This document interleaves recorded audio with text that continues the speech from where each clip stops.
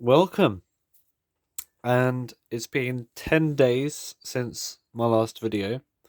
It feels a lot longer than that, to be honest, but it's been 10 days. And now I'm going to record some more. So, yeah, we have before us today something new. Well, not new in the sense of brand newness, but new to the channel and new to myself.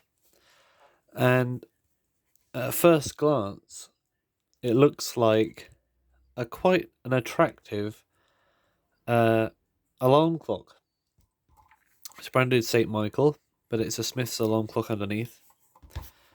And yeah, it's got no glass on it and no alarm hand, but other than that, it looks pretty solid, doesn't it? Well, that's what I thought. And you're going to see really what's up with this when I get it open. Now, I'm happy to say that it is complete and therefore it might be repairable. However, getting it to a working state might take a bit more effort than usual. It has a normal Smith's alarm movement, as you'll see in a second, but it's got these nice little peg legs on it, a little stand at the back, and a nice round button. It's not dissimilar to my one with the horse head on it. Oop, still got that, although that one has a painted bezel, and it has a pull alarm at the back instead of a button on the top. This one has a button on the top, which is more common. And yeah, this is my first, I think it's my first alarm clock made by Smiths, which is not branded as a Smiths or a Time Cal, which is basically Smiths. This is branded St. Michael. And it was a retailer, like I think it was Marks and Spencer's brand or something. Maybe I think they made ties or something like that. I have a St. Michael tie in a cupboard. But yeah, this has a luminous dial on it. And I really probably shouldn't be waving this around too much without any glass on it. So I will get into it right now and show you really why this is going to be a bit of a task. So I'll flip it down on its back and get out my thick screwdriver with this nice, I think it's sort of a resin handle on it. Pop it in that slot. Give it a twist and oh, look at that. Our bezel has come off. Now, usually there would be some glass under here, but of course there isn't. I don't have any spare glass, which is a bit of a shame. But hopefully I can get my hands on some at some point. I'm in a big glass deficit at the moment. Convex glass for alarm clocks. And now we got our dial without the bezel on it. So, screwdriver. Pop these hands off. And yeah, these hands themselves are actually sort of a bit rusty. I've never seen hands quite as bad as this before. Because usually the hands are not really affected. However, looking at these hands right now, and what I've just said about them usually not being affected, might sort of give you an indication as to what this thing has been exposed to in order to get the hands rusty like this. So pop that one off, put them over there.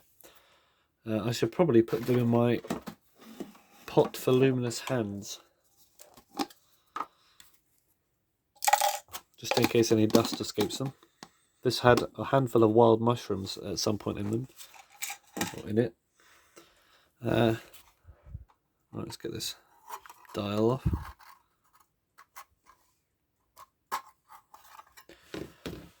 Ah yes, aluminium dial with a printed face on it, little luminous spots. Put it downwards. So yeah, now we can really see what's going on inside. So this is the best angle. You can see that the brass should usually be very gold, like golden colour or brass colour. It's gone sort of grey, and the wheels in there, which I assume are brass as well, have also gone very grey and powdery. So let's have a look through the back then. Now, I've popped this open before, and it took a lot of effort, because first of all, this spring wasn't latching, it's either broken or come off the hook.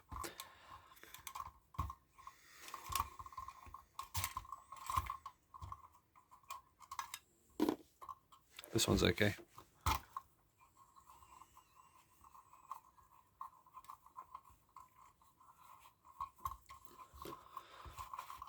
And the alarm indicator hand. I had to use a lot of penetrating oil to get these off. See, that one's a bit bent. I was actually levering that thing off with screwdrivers and all that. And there are 4 nuts as well. Ideally, you'd use some sockets on these, but I don't have any. Well, I probably do. Oh, this has fallen out. That looks like a click for the spring. I think that's why it's not latching. Maybe it is latching, it's just not hooking in. I think I have a spare one somewhere.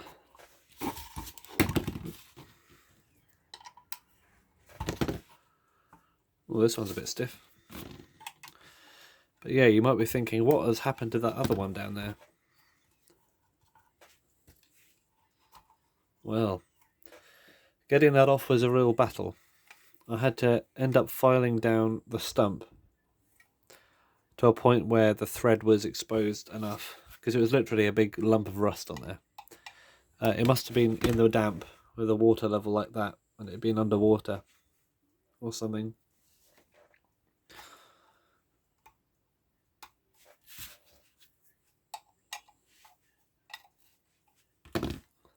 But now it is undoable.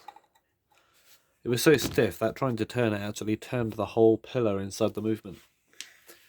But thankfully now we are free of that woe. And as you can see on the back, it's stamped 59 under the knob, which indicates that it was probably made in 1959. Right, brace yourselves. Ooh. Yeah, well, actually it's not as bad as I remember, but still, look at that balance wheel. That should be gold and brass. All of that should be brass, but it is brass under there somewhere. But it's just gone a bit odd. So yeah, this will be a real challenge. And I think we'll be able to get through it. However, it's going to be difficult. But as you can see, the hairspring itself is fine, which is usually the bit that we worry about. If not, it's a good source of parts, and I might reuse the dial on something. Also need to get an alarm hand that fits. So thanks for watching this little video, and it'll be followed by more videos where I take this apart a bit further and further and further, then try and clean it if I can, and then reassemble it again.